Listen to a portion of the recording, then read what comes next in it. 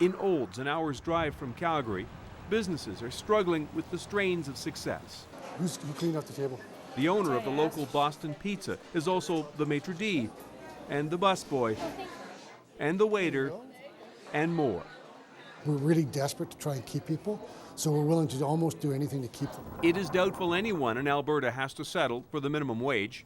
Employers have to pay more, offer bonuses and perks, and sometimes even that isn't enough. Okay, awesome. I advertise straight across Canada, and it's nobody's banging down my door, right? We do trade shows, we go to high schools, we've done different job fairs, and there just isn't enough people responding to these. Enter Omar Siller and his two sons. The power of Alberta's boom pulled them into Calgary from their home in Mexico. Well, we came through a company, United Drive. They went to Mexico, and then they had recruit people to come up here for work. Back in Olds, Craig Sutherland has hiked wages 20% in the last year, and he still can't fill every shift. We just had a phone call, one of our cooks just phoned in and said, I won't be in for the weekend. It's probably the busiest weekend we're going to have all winter, and I'm going, what? It all adds up. Analysts say Alberta will be short 200,000 workers over the next decade. We are seeing additional construction crews coming from Mexico. We're seeing welders coming from Russia. We're seeing bricklayers and other tradespeople coming from Europe. So definitely it's increasing. Alberta has become a magnet. Nowhere is its pull more powerful than Fort McMurray. So many Newfoundlanders have come here. Fort McMurray is often called the biggest Newfoundland city, not actually in Newfoundland. Communities and families are often left behind, though, when workers go west. It's going to be hard on the wife because she's going to be left there alone. My kids are grown up and moved away already, but I think she's going to be a bit lonely for a while anyway. Yeah, especially shoveling the snow. Especially my wife there, she's the riders and everything else. It's shameful, I call it. You gotta be out doing this stuff. What can you do? Harbour Breton, Newfoundland lost its fish plant. The community lost its main employer. Now families have to adjust. The Alberta boom bringing cash, but you can't call it easy money here. It's gonna be hard. But like I said, it's gonna be tough. They gotta go, but we're gonna make it. But we're trying our best to stay on top of it all. By contrast, Fort McMurray's population is growing, and now so diverse, Annalise Geisler can make a living running a store, catering to those citizens from around the globe desperate for a taste of home. I came specially for this doll, you know. Oh, there you go. See, and I have it specially for you. For the Brits, home is peas in marrow fat. South Africans crave cream soda flavored Nesquik. Sometimes it's as simple as that feel-like-home packaging. Can you explain this? Yes, I can. This one shrunk. No, just kidding, of course. This is Canadian, normal size. This is from Britain, small size. Comes over all the way from there, so therefore the price difference. What's that cost? $1. What's that cost? $1.50. How do you get away with that? I just do.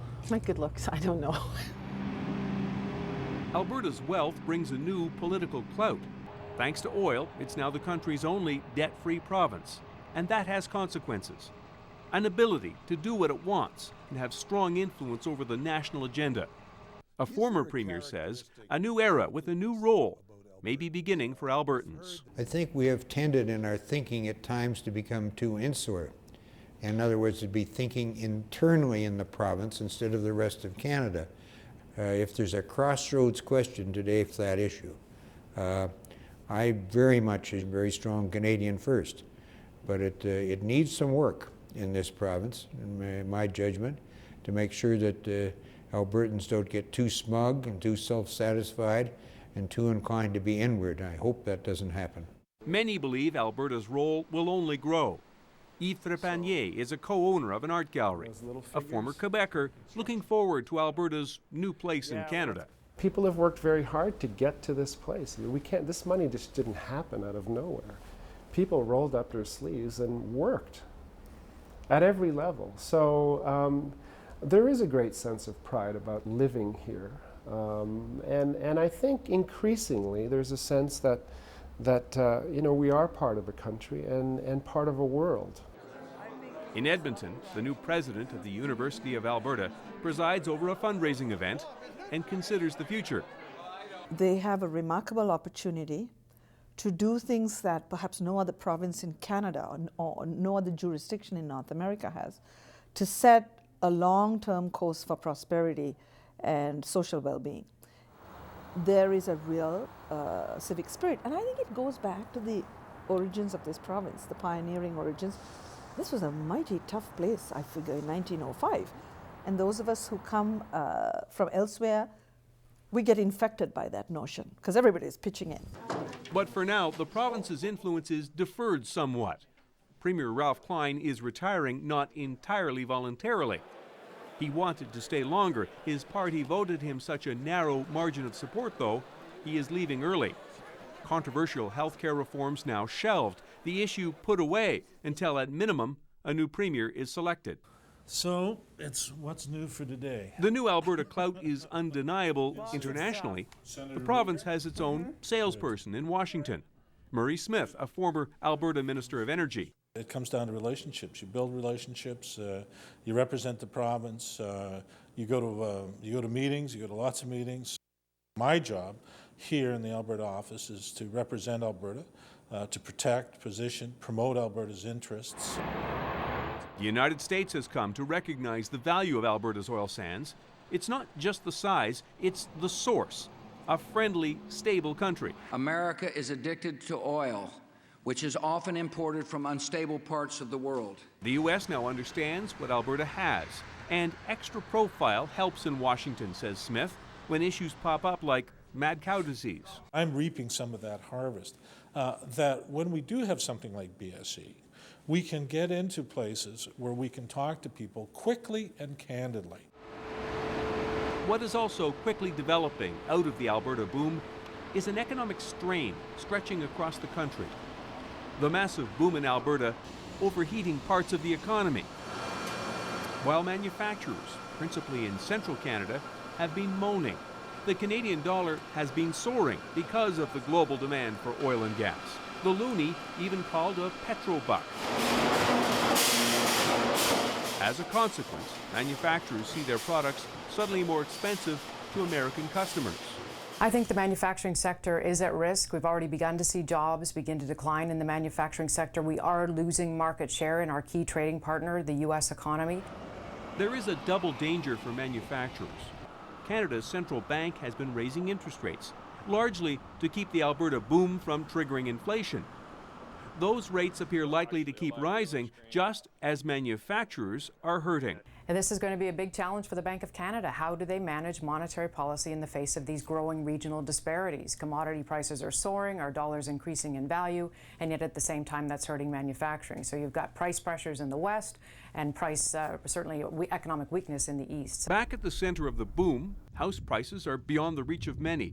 An entry-level home in Fort McMurray would be a high-end home in many other parts of Canada. Average house price in 1995 was $103,000. In 2005, the average house price was $415,000. The good times are still rolling, powered by oil and caffeine. The parade of expensive trucks at the Tim Hortons in downtown Fort McMurray never stops. Life in Boomtown, Fort McMurray.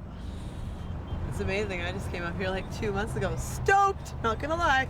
I'm actually rolling with the best looking girl here, so life is good. Making lots of cash. Are you? Yes, sir. Making money? Oh yeah. How much? Enough to get this every day.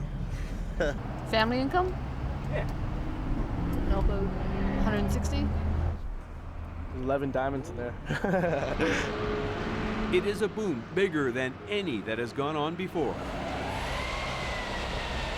The hope is, despite the strains, that it continues. Because when something this big stumbles, it can be devastating. One of the things that people really should realize about this province is that it's endlessly dependent on growth. Its capital investment is what really drives the Alberta economy. So you're in a process where to keep the economy functioning, it has to keep growing and growing and growing. And it's partly like a person trying to cross a river by jumping from one stone to another, and everything's fine as long as he keeps moving forward. But the instant he stops, he starts wobbling, and you never know when he's going to fall in.